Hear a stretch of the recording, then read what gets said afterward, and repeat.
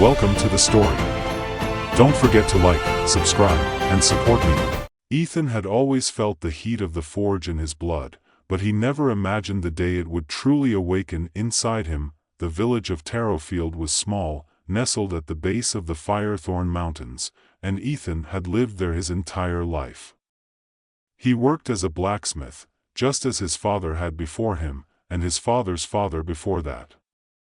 His days were filled with the rhythmic pounding of hammer on metal, the hiss of steam as heated steel met water, and the faint glow of embers flickering beneath the iron. But something inside him stirred, a sensation that had been growing for months now. It wasn't just the heat from the forge that surrounded him.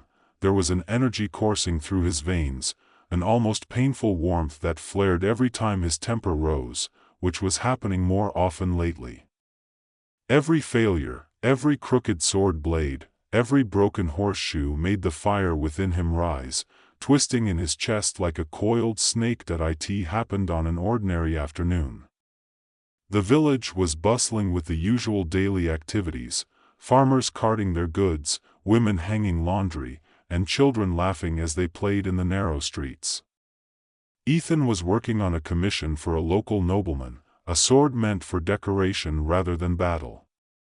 His hammer struck the glowing steel repeatedly, but it wasn't shaping the way he wanted it to. Frustration boiled up inside him, and with one final, frustrated swing, the hammer came down harder than he intended. The sword shattered, sending sparks flying in every direction. For a moment, Ethan stood frozen, staring at the pieces of metal scattered across the forge. Then, the flames in the hearth surged, roaring to life with an intensity that made his heart race. The heat in the room became unbearable, and before he could react, the fire leaped from the hearth as if alive, curling around him like a living thing. Panic gripped him. He stumbled backward, but the flames followed, coiling around his arms, his chest. It should have burned him, but it didn't. Instead, it felt like the fire was part of him, as though it recognized him. His hands trembled as he tried to push the flames away, but the more he struggled, the more they clung to him. His heart pounded in his chest, each beat feeding the blaze until the entire forge was consumed in a towering inferno. Ethan fell to his knees, gasping for air. The fire twisted and surged around him, an uncontrollable force responding to his fear and anger. With a desperate scream, he threw his arms out, and the flames exploded outward, engulfing the entire building in a searing wall of heat.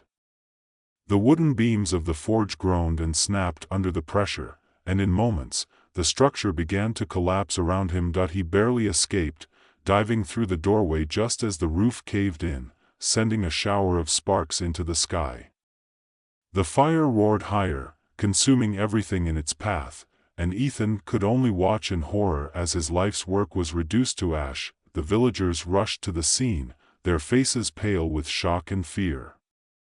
They tried to douse the flames, but it was no use. Nothing could stop the blaze. In the end, there was nothing left of the forge but a smoldering pile of rubble. For the first time in his life, Ethan felt truly alone.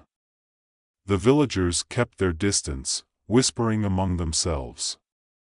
They had seen him surrounded by flames, seen the fire leap from his hands. To them, he was no longer just the blacksmith.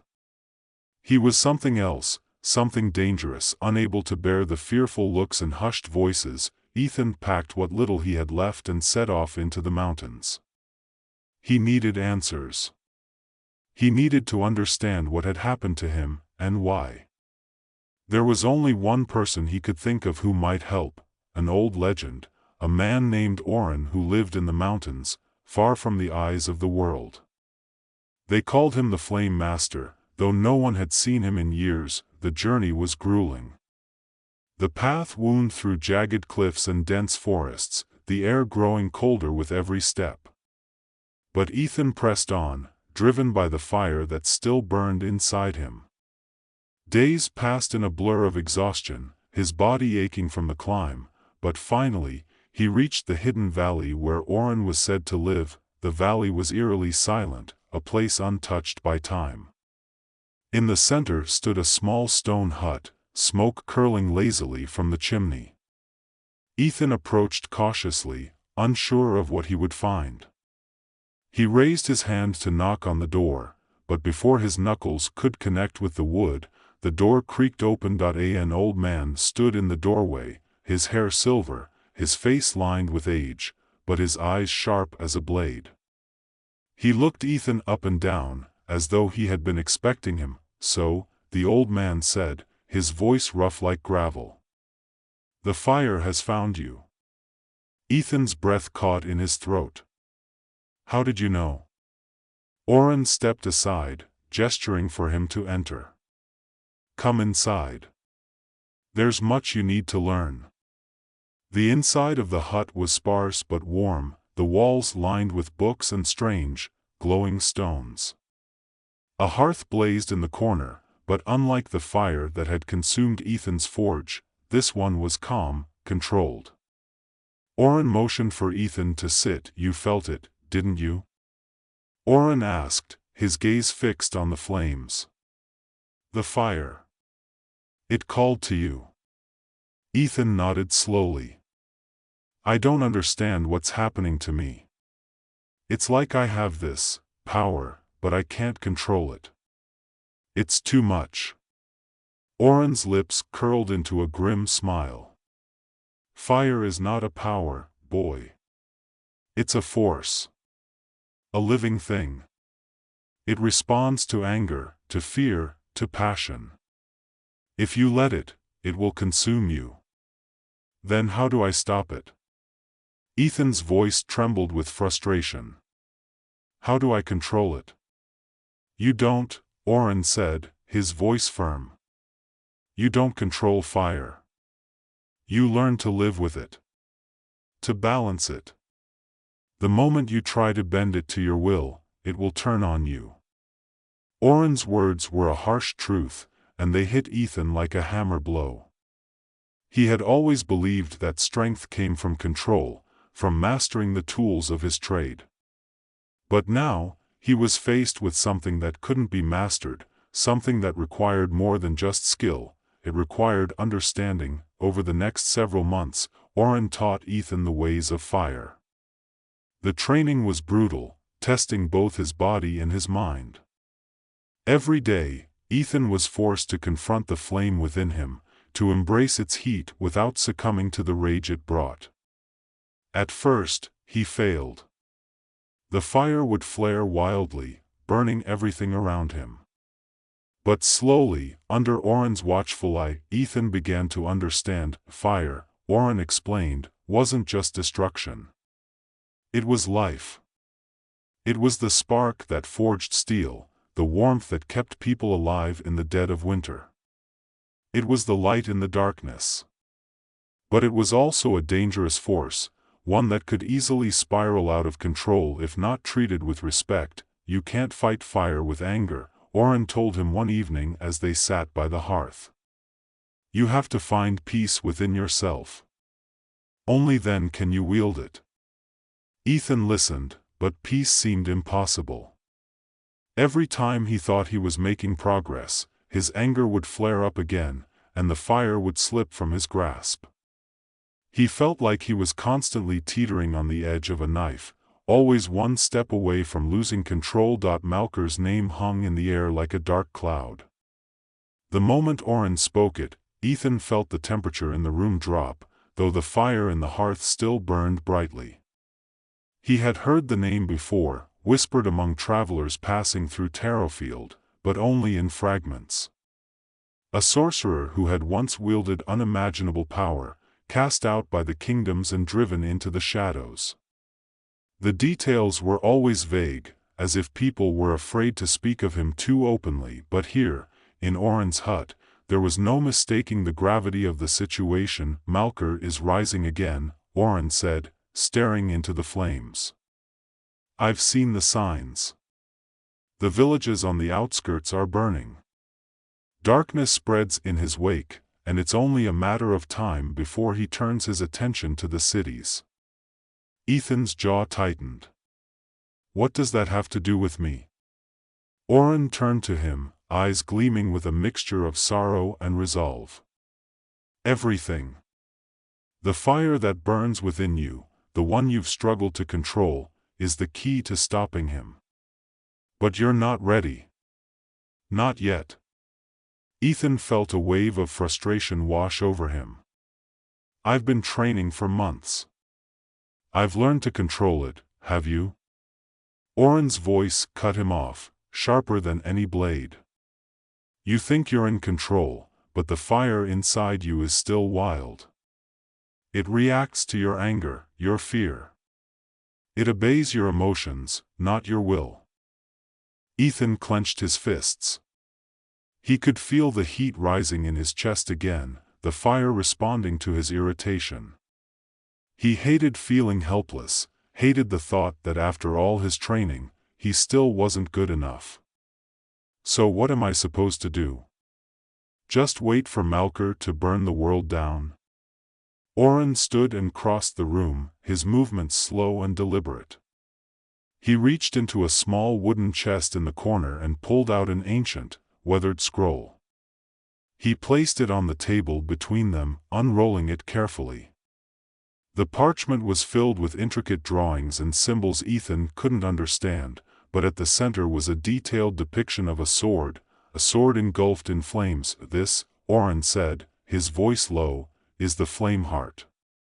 Ethan leaned closer, his eyes tracing the curves of the blade. It was unlike any sword he had ever seen. The hilt was shaped like two wings of flame, and the blade itself seemed to shimmer, as though it were alive. What is it? A weapon of legend, Oren replied. Forged long ago by the first Flame Master, during a time when sorcerers like Malker roamed freely. It is said that the flame heart can harness the power of fire in ways no ordinary weapon can. It is the only thing that can defeat Malker. Ethan's mind raced. Then why hasn't anyone used it? Where is it? Oren's gaze hardened. The sword was lost centuries ago, destroyed in battle. But the knowledge of how to forge it remains. Ethan's breath caught in his throat. You want me to forge it? You are the only one who can, Oren said. The fire within you is strong enough to imbue the blade with the power it needs. But forging the flame heart is no ordinary task. It will require more than just skill with metal. You must pour your soul into the blade. And if your soul is tainted by anger or doubt, the sword will be flawed. Ethan stared at the scroll, the weight of Oren's words pressing down on him. He had spent his entire life working with metal, crafting swords, shields, tools, but this was different. This wasn't just a task. This was his destiny. He nodded slowly. I'll do it. Oren's expression softened, but there was still a hint of worry in his eyes. Be careful, Ethan. This path is fraught with danger, and not just from Malker. The greatest battle you will face is with yourself. The next days blurred into an intense focus as Ethan began the process of forging the flame heart. Oren guided him through each step, from selecting the finest materials to heating the forge to an impossibly high temperature. The fire that Ethan summoned was unlike anything he had ever experienced. It wasn't just heat, it was alive, pulsing with a raw, elemental energy that threatened to spiral out of control at any moment. As he worked, Ethan could feel the fire within him growing stronger, but so did the emotions that fueled it. Every mistake, every misstep sent a surge of frustration through him, and the flames would flare dangerously. Oren's warnings echoed in his mind: if your soul is tainted, the sword will be flawed. But controlling his emotions was harder than he'd anticipated. The weight of the task, the pressure of knowing that the fate of the world rested on his shoulders, gnawed at him. He felt the anger bubbling up, the same anger that had destroyed his forge and nearly consumed him, there were moments when he wanted to give up, to throw the unfinished blade aside and let someone else deal with Malker. But every time he faltered, Oren was there, watching, waiting. "Keep going," the old man would say, his voice steady but firm. "You're almost there." Finally, after what felt like weeks of relentless effort, the sword began to take shape. The blade glowed with an ethereal light, the flames within it pulsing in time with Ethan's heartbeat. He could feel the connection between himself and the weapon. It was as if the sword was a part of him, an extension of his will. But as the final day of forging approached, Ethan's doubt returned. What if he wasn't strong enough? What if the sword wasn't enough to stop Malker? The thought gnawed at him, feeding the fire within, and he struggled to keep his emotions in check. The moment the blade was complete, Ethan knew something had changed. The sword radiated a heat that was both comforting and terrifying. It was powerful, more powerful than anything he had ever imagined. But there was a darkness in the flames, a flicker of anger that mirrored the conflict inside him. Oren examined the sword carefully, his expression unreadable. "You've done it," he said quietly. "But the real test is yet to come." With the flame heart in hand, Ethan set out to face Malker. The journey through the mountains was long and treacherous, but the sword gave him strength. Every step he took, he could feel the fire burning within him, guiding him toward his destiny. When he finally reached Malker's stronghold, the sky was dark with storm clouds, and the air crackled with dark magic. The fortress loomed before him, a twisted, blackened structure that seemed to pulse with malevolent energy. Ethan gripped the flame heart tightly, his heart pounding in his chest. He could feel Malker's presence, a cold, suffocating force that pressed down on him like a weight. Inside the fortress, the air was thick with the stench of decay, and the walls seemed to close in around him as he made his way through the dark corridors. He encountered Malker's minions, twisted, shadowy creatures that lunged at him from the darkness, but the flame heart cut through them with ease, the flames burning them to ash in seconds. But with each battle, Ethan felt the fire within him grow more volatile. The sword was powerful, yes, but it also amplified his anger, his fear. Every strike fueled the darkness inside him, and he began to wonder if the sword was truly his ally, or his undoing. When he finally reached Malker's throne room, he was exhausted, both physically and emotionally. The sorcerer sat upon a blackened throne, his eyes glowing with a sickly green light. His presence was overwhelming, a wave of darkness that threatened to snuff out the fire inside Ethan. "So, you're the one they've sent to stop me," Malker said, his voice dripping with disdain. "A boy with a sword. How quaint." Ethan raised the flame heart, the blade glowing with fiery light. "I'm not just a boy," he said, his voice steady despite the fear gnawing at his insides. "And this isn't just a sword." Malker laughed, a low, menacing sound that sent chills down Ethan's spine. "You think that toy will stop me? You're a fool." The battle began in an instant. Malker's dark magic surged toward Ethan like a wave, but the flame heart met it head-on, the fire within the blade blazing with a fury that matched Malker's power. Sparks flew, the air crackling with energy as the two forces collided. But as the battle raged on, Ethan realized something terrible. The more he fought, the more his anger grew. Every strike, every clash of magic against flame, sent a surge of rage through him. The fire inside him was burning out of control, and he could feel it slipping away from him. Malker grinned, sensing the shift in the battle. "You can't control it, can you?" he taunted.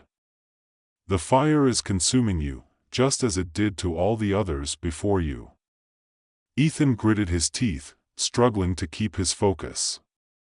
But Malker's words rang true. He was losing control.